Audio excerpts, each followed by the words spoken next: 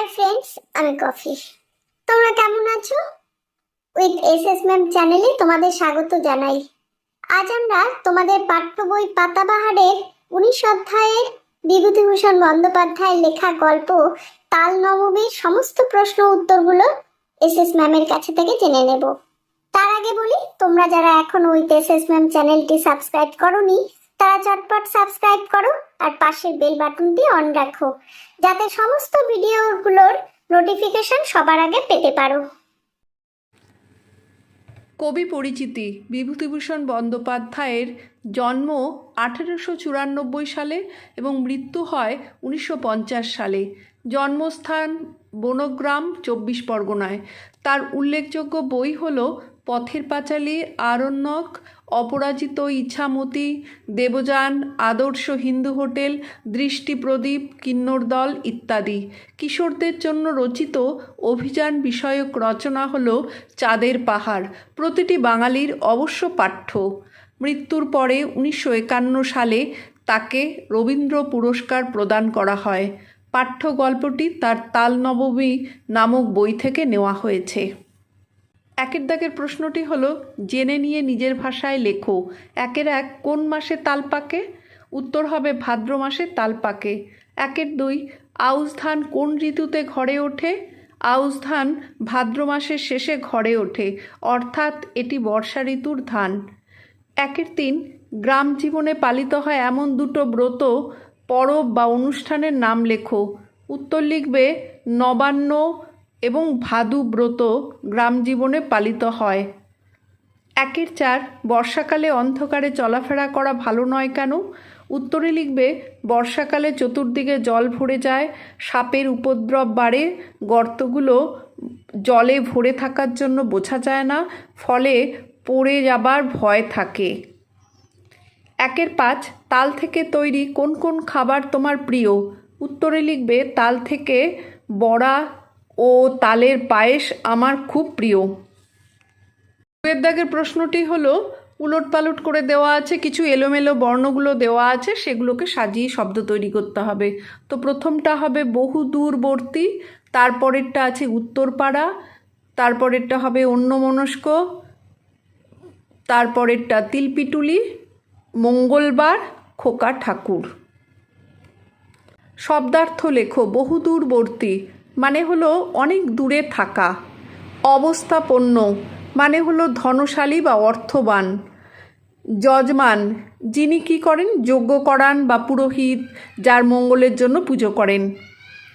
তাল নবমী ব্রত, এটা হলো ভাদ্র মাসের একটি ব্রত। ভাদ্র মাসের শুক্ল নবমী তিথিতে ব্রত পালন করা হয়।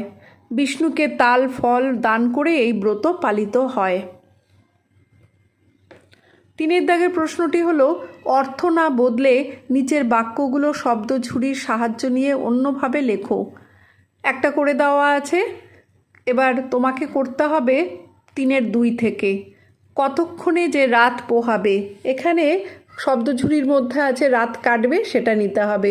কতক্ষণে যে রাত কাটবে। 3 কিন্তু সাহসে কুলোয় না তার, এখানে হবে কিন্তু সাহস হয় না তার। 3 আমারও পেট চুইচুই করছে, এখানে লিখবে আমারও খিদে পেয়েছে। 3 বাঁশঝাড় নুয়ে পড়ছে বাদলার হাওয়ায়, এখানে লিখবে বাঁশঝাড় হেলে পড়ছে বাদলার হাওয়ায়। 4 দাগের প্রশ্নটি হলো, ঘটনাক্রম অনুযায়ী সাজিয়ে লেখো। এখানে প্রথমে হবে ক্ষুদিরাম ভট্টাচার্যের বাড়ি দুদিন হাঁড়ি চড়েনি, তারপরে হবে গোপাল এক ছুটে চলে গেল গ্রামের পাশে সেই তালদিঘির ধারে, তারপরেরটা হবে ওরা নেমন্তন্ন করবে দেখিস দাদা কাল তো তাল নবমী, তারপরেরটা হবে ঘুমের মধ্যে ওসব কি হিজিবিজি স্বপ্ন সে দেখছিল, এবং শেষে হবে গোপাল বলল কোথায় যাচ্ছিস তোরা। 5 দাগের প্রশ্নটি, নির্দেশ অনুসারে উত্তর দাও। 5 গল্পের নানান জায়গায় খুঁজে দেখো, তাল নামে ফলটার অনেক ধরনের বিশেষণ খুঁজে পাবে, সবগুলো লেখো। হেরে তাল, মিশকালো তাল, বড় তাল, ছোট তাল, কালো কুচকুচে তাল। 5-2 মেঘাচ্ছন্ন আকাশ, কথাটার অর্থ হলো মেঘে ভরা আকাশ। ঠিক এই অর্থটাই বোঝায় এমন আর একটা বিশেষণ গল্পেই আছে, খুঁজে নিয়ে লেখো। উত্তরে লিখবে মেঘ জমকালো আকাশ। 6 দাগের প্রশ্নটি হলো শব্দ ঝুড়ি থেকে কোনটি কী ধরনের শব্দ, খুঁজে নিয়ে লেখো। এখানে বিশেষ্যর মধ্যে হবে নেমন্তন্ন, মঙ্গলবার, আকাশ। বিশেষণে হবে বোকা, ঝমঝম, মিশকালো, প্রকাণ্ড। সর্বনামে হবে তার, তিনি। অব্যয় হবে চুই চুই। ক্রিয়া হবে চলাফেরা, দিয়েছিল। 7 দাগের প্রশ্নটি হলো নিচের বাক্যগুলোর দিকে তাকিয়ে দেখো কোন কোন শব্দে তোমার মনে হচ্ছে কাজ শেষ হয়ে গেছে আর কোন কোন শব্দে মনে হচ্ছে কাজ এখনো শেষ হয়নি, সেগুলো আলাদা করে লেখো। কদিন ধরে পেট ভরে না খেতে পেরে ওরা দুই ভাই সংসারের উপর বিরক্ত হয়ে উঠেছে। এখানে ধরে ভরে খেতে পেরে এগুলোর কাজ শেষ হয়নি, উঠেছে এর কাজ শেষ হয়ে গেছে। 7-2 জটি পিসিমা আর কিছু না বলে তাল দুটো হাতে করে নিয়ে বাড়ির ভেতরে চলে গেলেন। এখানে বলে, করে, নিয়ে, চলে এগুলো এখনও শেষ হয়নি, আর গেলেন হলো শেষ হয়েছে। 7-3 রেগে দাঁড়িয়ে উঠে বললে কেন করবে না আমাদের নেমন্তন্ন। এখানে রেগে দাঁড়িয়ে উঠে বললে এগুলো এখনও শেষ হয়নি, আর করবে না সেটা শেষ হয়ে গেছে। 7-4 খুব ভোরবেলা উঠে গোপাল দেখলে বাড়ির সবাই ঘুমিয়ে। এখানে উঠে দেখলে ঘুমিয়ে এগুলোর কাজ এখনও শেষ হয়নি। 8 দাগের প্রশ্ন নির্দেশ অনুসারে উত্তর দাও। 8-1 সদর দৌড় কথাটার মানে জেনে নাও, শব্দটা নিজে কোনো বাক্যে প্রয়োগ করো। সদর দৌড় মানে হলো বাইরের প্রধান দরজা। বাক্য লিখবে আমাদের সদর দৌড়টার রং কালো। 8-2 কপাট শব্দটির অর্থ লেখো। এই শব্দটা ব্যবহার করে নিজে একটি বাক্য লেখো। কপাট মানে পাল্লা, দরজা বা জানলার পাল্লা। সদর দরজার ঝড়ে একটা কপাট ভেঙে গেছে। 9 দাগের প্রশ্নটি হলো বিপরীতার্থক শব্দ লেখো। সলজ্জ হবে নির্লজ্জ, সুখাদ্য হলো অখাদ্য, অন্ধকার হবে আলো, সাধ্য হবে হলো অসাধ্য, আগ্রহ হবে অনাগ্রহ। 10 দাগের প্রশ্নটি হলো বাক্য রচনা করো। গৃহস্থ বাড়িতে সন্ধ্যায় দ্বীপ জ্বলে। পিঠে পুলি খেতে ভালো। আশ্চর্য, আলাদিনের একটি আশ্চর্য প্রদীপ ছিল। জোনাকি, সন্ধ্যায় বাঁশবাগানে জোনাকি পোকা জ্বলে। তাল নবমী, মঙ্গলবার তাল নবমী ছিল। 11 দাগের প্রশ্নটি হলো নির্দেশ অনুসারে উত্তর দাও। 11-1 এ গল্পে বৃষ্টির দুরকম ছবি আছে, ঝমঝম আর টিপটিপ। এই শব্দ দুটো ছাড়া কেবল ধ্বনি থেকেই বুঝে নেওয়া যায় এমন কতগুলো শব্দ লেখো। এখানে তোমরা লিখতে পারো টনটন, ভনভন, ঝিরঝির, কড়কড়, টপটপ, ঝোপঝাপ, ফুরফুরে, চুই চুই, খটখট। 11-2 হাওয়ার শব্দ বোঝাচ্ছে এমন দুটো শব্দ গল্প থেকে খুঁজে নিয়ে লেখো। এখানে দুটো শব্দ হবে হু হু আর একটা হবে শিরশির।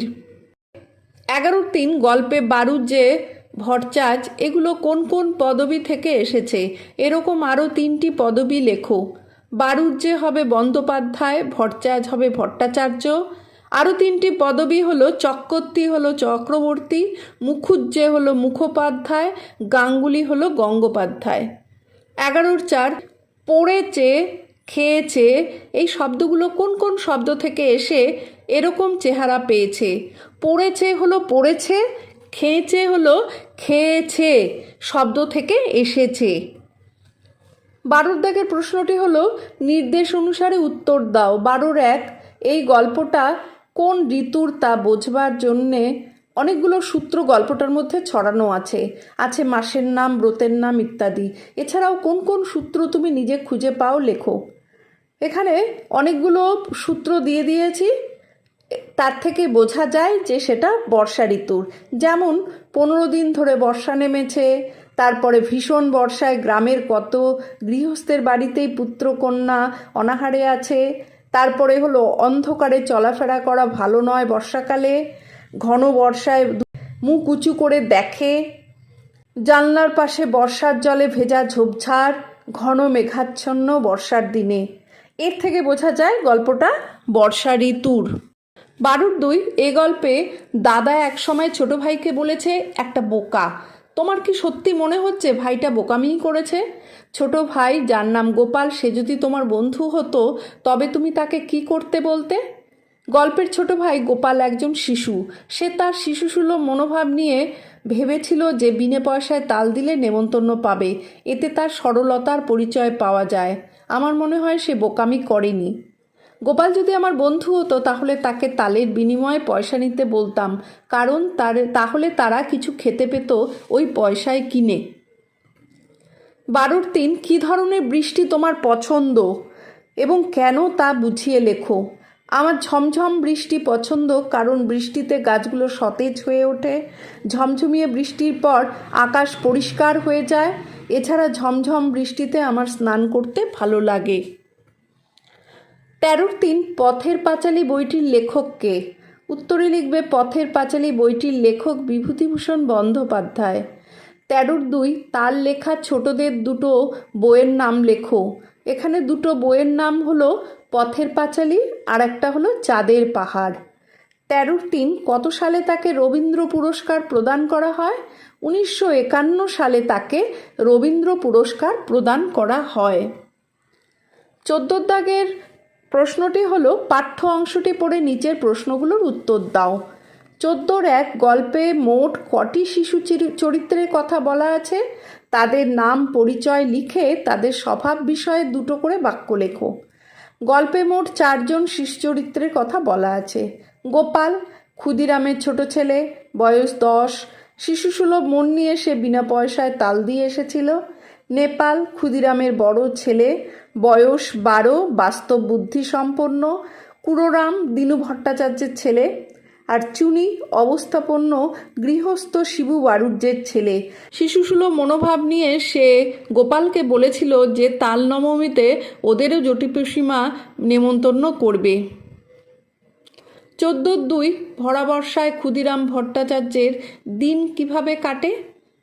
ক্ষুদিরামের যেটুকু আয় হয় তা দিয়ে কায় ক্লেশে দিন কাটে, কিন্তু ভরা বর্ষায় যজমান বাড়ি থেকে আসা চাল ফুরিয়ে যাওয়ায় অনাহারে অর্ধাহারে দিন কাটে।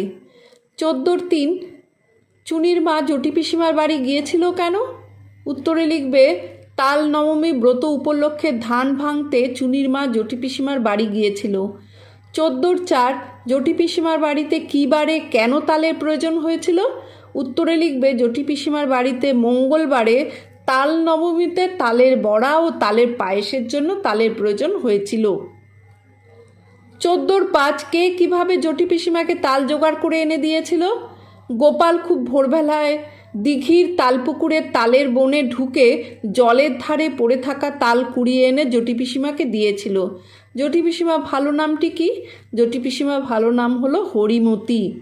14 বর্ষা রাতে গোপালের দেখা স্বপ্ন কিভাবে মিথ্যা হয়ে গেল তা গল্প অনুসরণে লেখো।